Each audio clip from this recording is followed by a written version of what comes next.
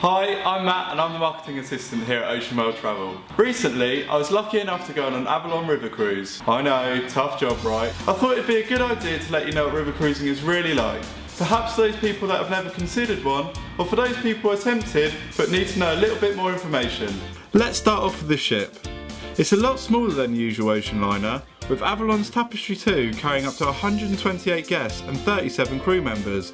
It has 52 suites and 12 staterooms. Whilst on board, there are 2 lounges for you to while away the time, as well as a gym, a hair salon and the sky deck, with games, premium lounge chairs and a hot tub. May spent a bit too much time in there. You'll also be able to enjoy free on-board Wi-Fi, evening entertainment and even guest speakers and lectures. This is not as much as you're probably used to being an ocean cruiser, but I believe that the river cruise experience is more about the excursions. More on that later. There are 3 different types of staterooms on board. Avalon Deluxe Stateroom, the Panorama Suite and the Royal Suite.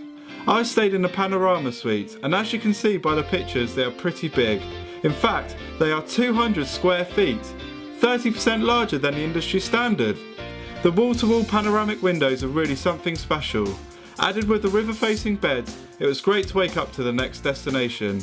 Even if you were not facing land, you were still lucky enough to wake up to these views. Having not stayed in the other 2 suites, I can only tell you what I saw when we were shown around. The Avalon Deluxe Stateroom was slightly smaller, with windows at the top of the room. There's not that much of a view.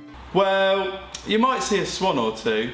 However, they were still of a high class and a great cheaper alternative.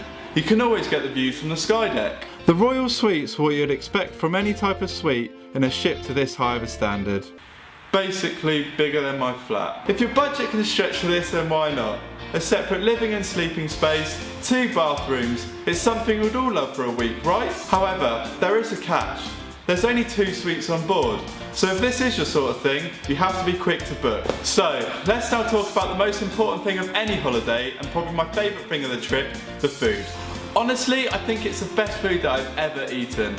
Lunch and breakfast were a buffet style that catered for everyone, and breakfast also had a menu waiter service if that's what you preferred. Dinner composed of a 4-course meal, and on the farewell dinner it was 5 courses.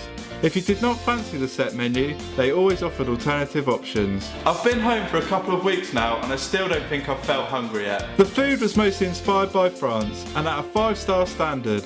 I even had the chance to try snails and frog's legs. Whilst in Rome, well, France, drinks such as wine, beer and soft drinks were all free with lunch and dinner.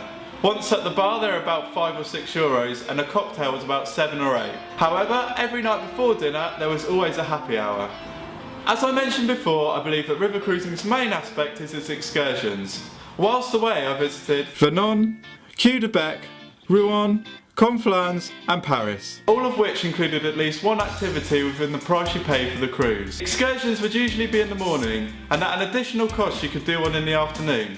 That's already if there wasn't one planned for us all. On one of the days we visited Normandy beaches.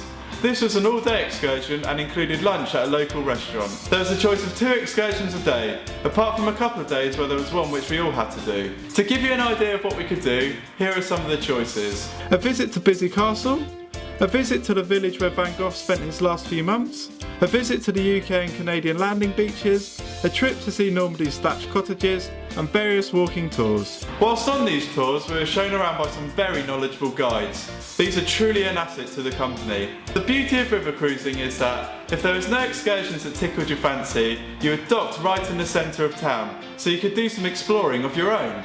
Another great aspect was when you were docked somewhere overnight. You could get on and off when you pleased with no time to be back. This was great. Whilst in Paris we walked to see the fantastic Eiffel Tower's light show. It was an amazing experience to see something so iconic just on the doorstep of where you were staying. If there were no excursions scheduled for the afternoon, the crew would usually organise activities and tours around the ship. We had the opportunity to visit the ship's kitchen, wheelhouse and also had demonstrations on cooking pastries. And as if you needed any more food after lunch, there were a couple occasions where the chef would cook sweet and savoury crepes. There was also the opportunity to hire bikes.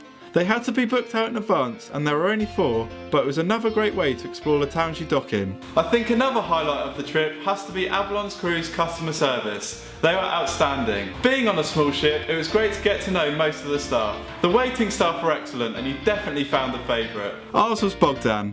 By day 2 he would know what we would want, what drinks we would like with our meals, and had some great banter while serving us. Again, similar to the excursion guides, the staff were a credit to the company and definitely helped me enjoy my experience that little bit more. Ocean cruisers that sail on smaller ships will be able to relate to this aspect of river cruising a lot, and may make the transition to this type of cruising a little more easier. Before dinner every night, we had a brief talk with the cruise director, who would explain the plans for the next day and answer any questions we might have had. I know what you're probably thinking by now, there must be some faults with river cruising. It's difficult. There are a couple, but you have to remember that ocean cruising is totally different to river cruising, and these faults might not be faults at all to your average river cruise customer. However, coming from an ocean cruise background, this is what I thought was slightly lacking: entertainment. After a long day of sightseeing, the last thing you want is a full-on show to end your day. You kind of just want to go to bed. I just need to mention that the evening entertainment is very minimal. After dinner we had a very talented musician that would play for about an hour or so, and that was about it. I think the fact is though, the ship isn't big enough for a West End show you would catch on an ocean cruise, and I think I like it that way. Two other things I feel I have to mention are, when I was away I was lucky enough to have beautiful weather all week. This was ideal for when we were having some well-earned relaxation time on the sky deck. However, with just a hot tub on board, there was nowhere to cool down.